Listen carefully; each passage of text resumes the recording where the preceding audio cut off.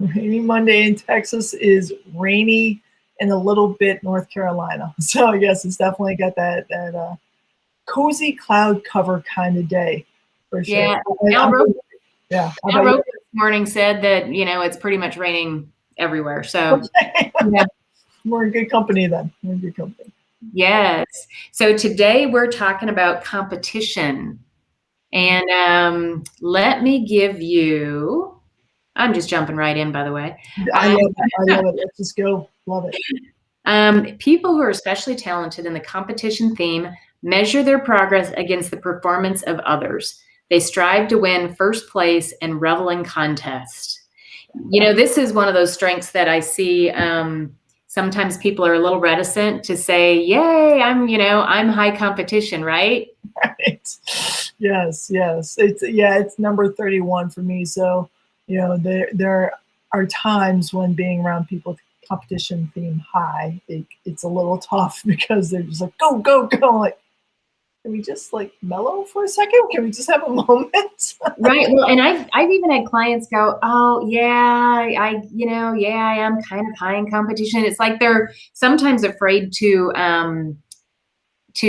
or really speak to it or accept it. And and I too, it's low for me. It's 25 for me. So I don't have this great competitive spirit, but the people that do, I just love watching them and watching how they just love to win.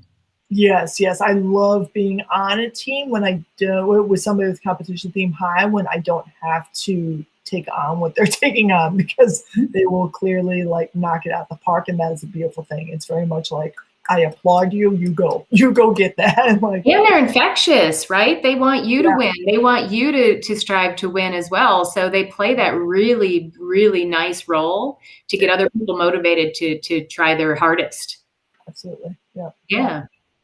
So when you're thinking about work, oh no, sorry, we got to talk about the visual. Just real quick, in the spirit of winning and that visual of athletics, the image that I came up with was a track race, swim race. On your mark, get set, go. Yeah. So it is. I mean, it's that simple. It's one of those strengths that I think the concept is very simple to understand, and that is, they just like to win. Yeah. Go for it. Absolutely. So now when you're putting that into a work context, where do you see people high in competition coming through in a work setting? Right. I came up with being the lead on a team whose responsibility is to secure the client contracts. So if you're out there in competition with other companies, that you're the one taking the lead, and most likely the one out there making sure that all of the ducks are in a row to really secure those contracts, and not just one, many, right? First place. Yeah. How about for you?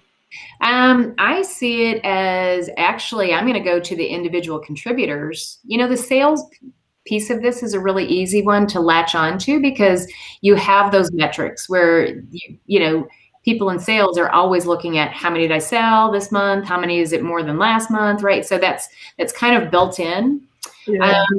But I would tell you, like on a non-sales example, it might be also just beating yourself. We talked about that earlier too. It's just doing better than what you did last week, on either maybe doing the most of something or more of something this week versus last week. Yeah. It really speaks to, John Wooden is known for reinforcing, make every day your masterpiece. I know John Maxwell now, has taken that baton and reinforces that in his teachings as well, and giving credit to John Wooden for being the one that is how he operated daily, and it's what he expected of his players, to keep going with the athletics theme there. And I'm seeing now that competition thing really, it is making every day your masterpiece to the next level. It's not just like, yesterday was awesome, let's do that again. No, it's the best, and let's take it to that next level for sure. Yeah. All right. So now, what do you see as far as somebody that has high competition? What types of work should they raise their hand to do?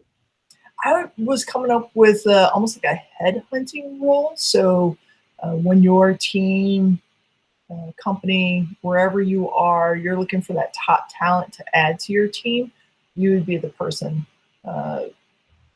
with a strong, I would think, a strong probability that you would really enjoy the challenge of winning winning that top talent over to bring over to your team. Oh, nice. Yeah. Yeah. Okay. So I've got a person number one competition in my family. So my oldest son, and it's interesting to watch him and how his competition comes out right now to bridge the gap between graduating from college and getting the real job. He's waiting tables, and one of the things that he comes home every night, he compares against, well, I did the best at this, I did the best at that. I had the most tables, I turned them faster. So Yeah. you can definitely see that come through. But I think also in, I think about, you brought up an author earlier that, having the most book sales, or saying that I got the book sales faster than another author. And what we were talking about is raising your hand. So I guess any opportunity for you to measure against the guy next to you, is what you need to do. I just think it's so straightforward. It's, anytime that you can game and win.